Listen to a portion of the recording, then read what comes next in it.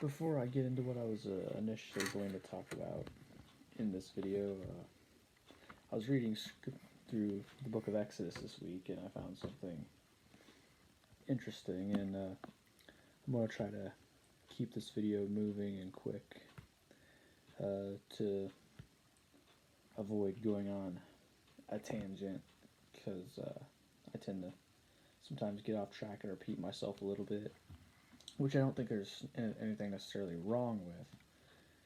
It's not really an issue right now since I'm wide awake. But on some of my other late night preaching videos, when I'm about half asleep while I'm talking, I tend to repeat myself a lot and go on a rant that have something to do with the subject of the video, but my voice tends to get monotone and stuff like that. And it's just, I don't feel like it's fun, but if you guys are okay with that kind of thing, let me know in the comments, and maybe I can get more of that going on for you. I don't know. Anyway, back on track. So, I've talked about on this channel before how the cross is based on Mike LeRay's one of his I guess you could call it series. I don't necessarily know that he's done a series on it, but on his channel he's preached on it quite a bit. The cross the cross concealed in the old, revealed in the new. And basically what it is the concept of Jesus on the cross. It's all throughout the Old Testament, but it's hidden, and it's all revealed in the New Testament. And a lot of us know that to be true. And a lot of us point out prophecies of the Messiah, like as early as Genesis, when God told Eve that through her seed would come a man who would redeem the world. He'll crush the serpent with his heel, but the serpent will bruise him, which is exactly what happened on the cross. Christ crushed sin, Satan, but there was also a lethal strike to Christ, but Christ rose again. Some of those are, like the prophecies like that about the Messiah are obvious, but some of the others throughout the Bible or throughout the Old Testament in the Bible, they're not that straightforward, but they're easy to pick up on. And the reason some of them are hidden is to make you dig for it. And it's very rewarding when you find some of them. And just before the one I'm going to talk about, there's the ones that are obvious, they got a star marked next to them. Exodus, what chapter is this? Chapter 12, verse 11 says, "Thus ye shall eat it with your loins girded, your shoes on your feet, and your staff in your hand.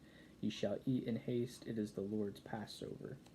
So this is a prophecy on Christ because of the Passover meal, the Passover lamb. And going over to verse 21, I'm going to read all the way through verses 22. "Then Moses called for all the elders of Israel, and said unto them, Draw out and take you a lamb, according to your families, and kill the Passover. Ye shall take a bunch of hyssop, and dip it in the blood that is in the basin, and strike the lintel and the two side posts with the blood that is in the basin, and none of you shall go out the door of his house until the morning." So the lamb in question in the Passover meal that they're going to kill, that lamb in question is obviously Christ. And the door, what they're going to sprinkle the blood on, that's the cross. That is a image of the cross. See, the lintel, it's this part of a door right here, side that goes across, and the two side posts. Now, a door isn't a cross, and it doesn't remotely resemble a cross, but it kind of alludes to it when the blood is sprinkled on it, and in three spots, because there was There was blood in 3 spots when Christ was hung on the cross, in his hands and in his feet. His feet were nailed together and his hands stretched out on the cross. The lintel in question would represent the tall vertical piece of the cross. If it was longer and actually vertical, and the 2 side posts would be the beam in which Christ's arms were nailed to. And yeah, I think it's interesting to see these kinds of things in the Old Testament. You kind of got to piece it together, but it's very rewarding when you do find these things, and it's interesting to know that God always had this plan of redemption. It was always in place. It was just a matter of when it was going to come to fruition. It wasn't like God always had a plan, and he was always going to use the cross to bring humanity back to himself. It was a matter of when, not if. And a lot of the people in the Old Testament, they were saved in believing in the coming Messiah, that he would atone for their sins. We get saved for the same thing, except we already know he's come. We know who the Messiah is. It was Christ. And we know that he did atone for our sins. It's already done. In their time, it was already done too, because God exists outside of time. It was always God's plan. But like I said, concealed in the old, revealed in the new. We're basically on the better side. We're on the better side of the same coin. And so this was my first point in making this video.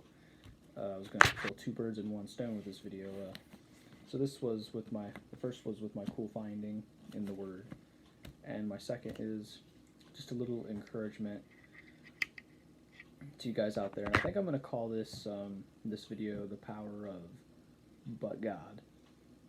A lot of us think of the words "but God" as in a negative way, like we're complaining, "but God," but maybe we could take this and make this something good to glorify God, like something bad, but because of God it's better. Like, for example, in the Exodus story, for example, Pharaoh, his heart was hardened. He didn't want to let Israel go. But God, he was there. He brought Israel out of Egypt anyway. Or humanity is dead in sin, but God sent his Son to die for our sins. See, a lot of the problems we face in life, the answer is, you can always trace the answer back to God. It's always going to be God who solves the problem. This problem is big, but God is bigger. See, that's the power of but God.